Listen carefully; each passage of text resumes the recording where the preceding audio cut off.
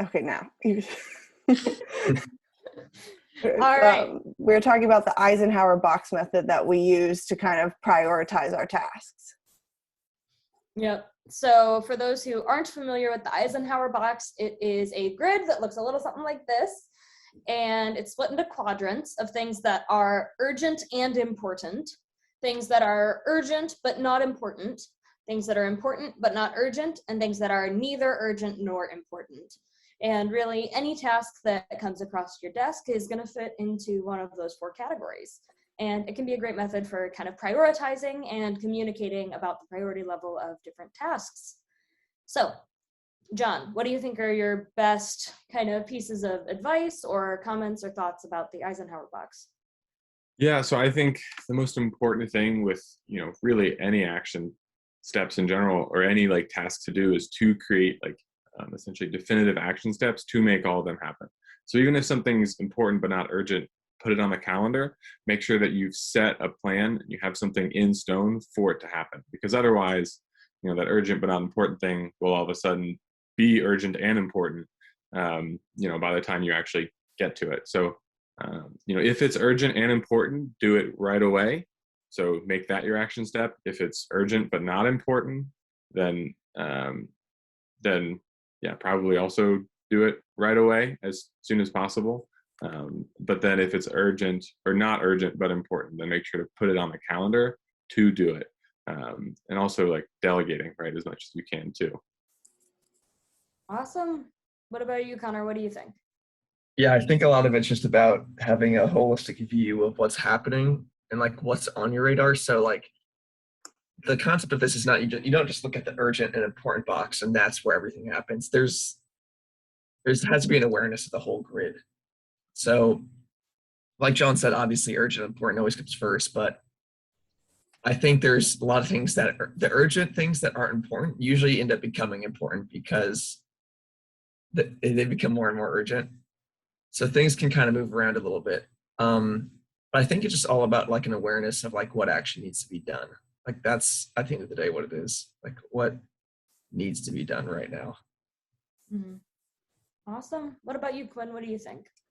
I think probably one of the most important things when you're using this method is understanding what urgent and important mean. Like how is urgent mean like you need to drop everything and immediately focus on a task, or does it mean like this needs to get done within the day?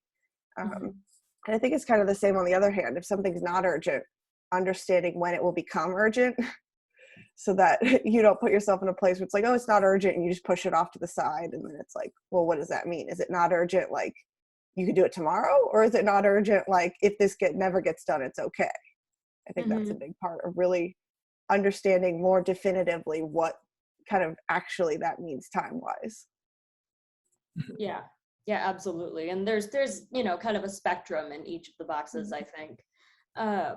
One of my favorite things about it, honestly, is just how much easier it makes things to communicate about tasks. Because, we're a pretty small startup. There's always lots and lots of tasks and work to be done. And it's really easy to get overwhelmed sometimes if someone's telling you like, hey, I need you to do this and this and this and this and this. And you've kind of got a laundry list, but it's a lot easier if it's like, hey, like this is the important and urgent thing that like, if it doesn't happen today, bad things will happen. And then there's the urgent but not important things. So just like, maybe take 5 minutes later to handle that and deal with that. Or the important but not urgent, where it's like, hey, it can wait a week or two, like not a big deal, but like maybe, block out some time on your calendar to handle this. And it can make it a lot less stressful on both sides to communicate about tasks, so that if you're the one receiving the tasks, you're not like, it's all urgent and important and needs to be done today and I'm going to be working until 2 a.m. And if you're on the sending end, you don't feel like, oh, well, I can only like give them so many tasks per day. Like, I don't want to overwhelm them. You can say, hey, here's like the stuff that really needs to get done ASAP. And then the rest of the stuff, like, it'd be nice if you could do it or find someone to do it, but like, it's no big deal. So that communication aspect is pretty big. That makes it so much easier than like trying to figure out yourself what's urgent and important, or someone trying to be like, here's just a long list. And then they're like, why did you start on that? Why wouldn't you have started on this? And you're like, what? Yeah, because different things are going to feel different levels of urgent or important to different people. So like for me, my primary thing isn't sales. I do some sales work and I love it when I get to do it, but that's not my main focus. So if I'm following up with a lead, but there's actually like this major ad thing that I need to be working on, I can probably call them tomorrow. It's not a huge deal, or I'll call them just later in the afternoon. Whereas for a salesperson, they're like, okay, maybe I'll collaborate with you on ads another day, but like I gotta focus up on these follow-ups. So, you know, different things are gonna be a different level of priority to different people. And I think that using the words urgent and important specifically and having a common definition of what both of those things mean makes it easier to communicate about what your priority level for something is. And then for them to communicate back to you like, hey, this is urgent and important to you. This is important, but not urgent to me. So how do we kind of figure out how to balance those? So, yeah. And it's just helpful for knowing where to start. Like I like to start my day when the coffee's kind of still kicking in, doing tasks that are urgent, but not important. It's like the first like 20 minutes of my day, a lot of the time I'll reserve for those kind of tasks where it's like, needs to happen today, like going through my email inbox and deleting anything that like doesn't require an action step. Doesn't require a ton of brain power, but if I don't do it, I'm gonna have 300 emails real fast and feel super overwhelmed. Yeah, John, I saw the eyes wide. Like, know what that's about. You know, it happens really quickly. Or like checking notifications on LinkedIn. Most of them probably won't matter, but like, oh, someone I know commented on my post. I'm gonna open that tab and remember to do it later. So those kind of really urgent things that do need to happen on a daily basis or on a certain day of the week, but that are not super important or time inducing. I'll do those kind of earlier in the day. And that way I usually have a couple hours in the afternoon to kind of block off and focus on the bigger important projects.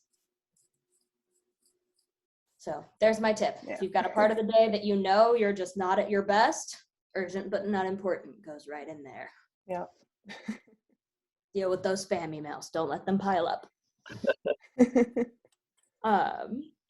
Awesome. Well, that's it for me. Does anyone else have anything they want to add? I think that's pretty much it. Just let us know in the comments if you've used this method before, if you think it's something that you want to try, all that. Awesome. And we will see you next week. Bye. See ya. Bye.